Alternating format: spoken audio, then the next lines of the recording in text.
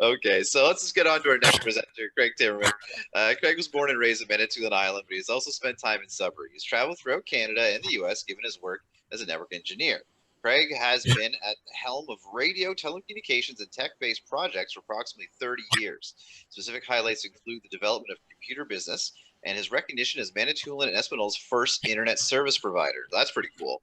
Craig's love of radio was first fostered at a young age when he tinkered with old radios in his basement, starting his first radio station back in 2001, and is now in charge of 2 stations on the island, where he provides all necessary technical expertise, plus seeks to introduce cutting-edge technologies such as HD radio testing.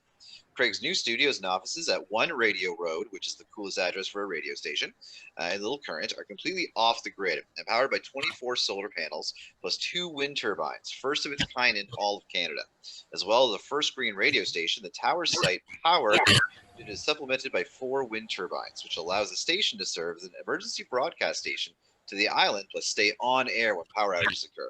We're delighted to have Craig with us, and I'm just going to pull up his presentation now. Good morning, everyone. This is Craig Timmerman from Manitoulin Radio, broadcasting from our 100% green energy radio station.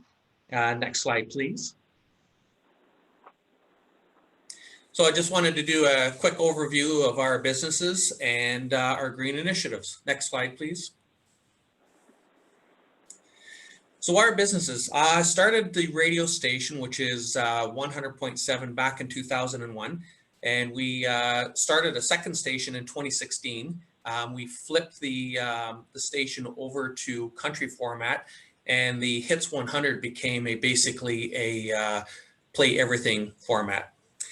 Country is about 70% Canadian content, so we really try and emphasize on the Canadian talent that we have.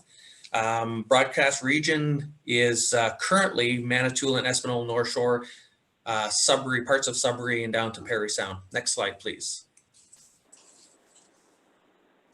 One of our other businesses that we have is Manitoulin Country Fest. So we started Manitoulin Country Fest back in 2007. It's the second week of August. It's owned and operated by both myself and my wife, Kelly. We have a staff of 8 and a dedicated team of 100+ volunteers. We began with about 5 acts, and it was over 2 days in a municipal venue in downtown Little Current, known as Low Island. We now have 15+ top American country artists for over 3 days in a dedicated amphitheater that we built at our Country Fest site, and our daily attendance is about 8,000 people. Next slide, please. Started in 2018, we complemented the MCF Country Music Festival with a Rockin the Rock festival. So within a staff of 8, dedicated team of about 50 volunteers. It includes 10 acts over 2 days in a dedicated outdoor amphitheater and campground. And our attendance is about 3,000 people plus. Next slide, please. So in 2009, some of our improvements, so our stations operate 24/7, 365 days a year.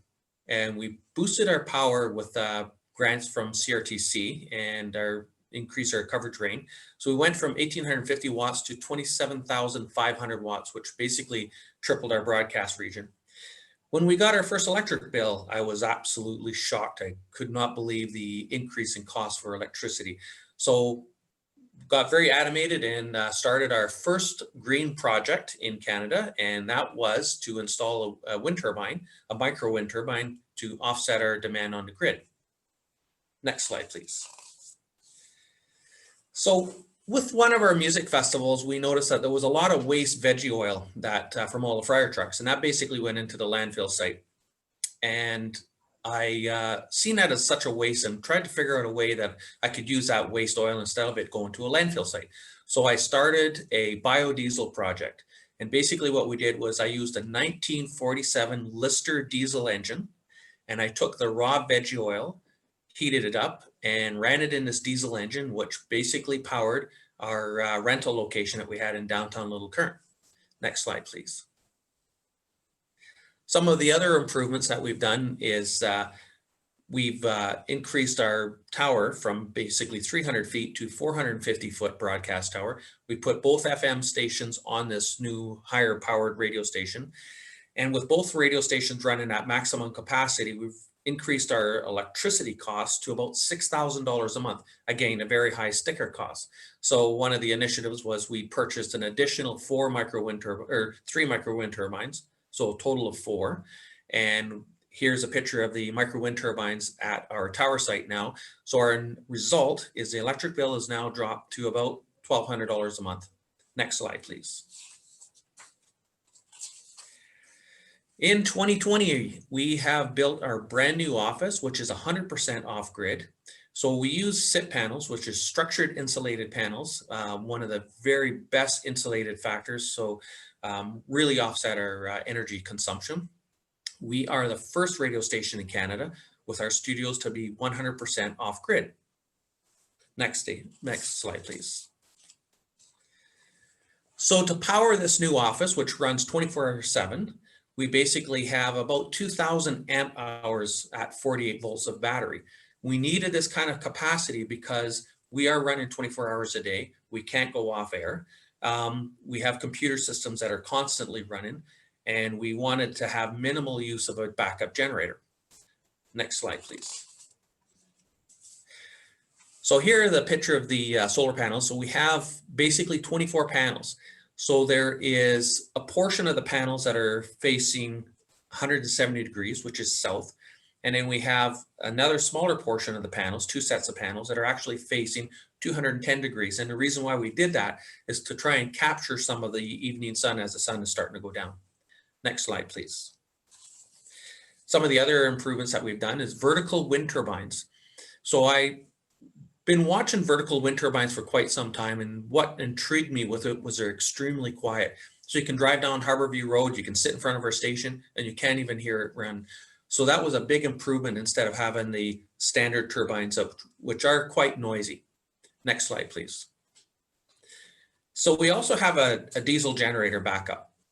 So our primary source of energy is coming from the sun, and then our secondary source of energy is coming from the wind turbines.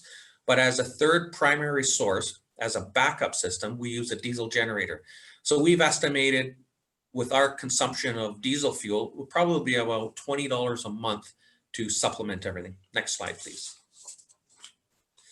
Some of the other improvements is I'm just currently installing a secondary inverter system, charger controller. And the reason why we're doing a double charging system is because it'll drastically reduce on the generator runtime.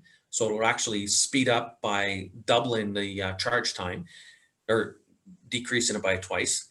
And the other thing is to accommodate for the air conditioning.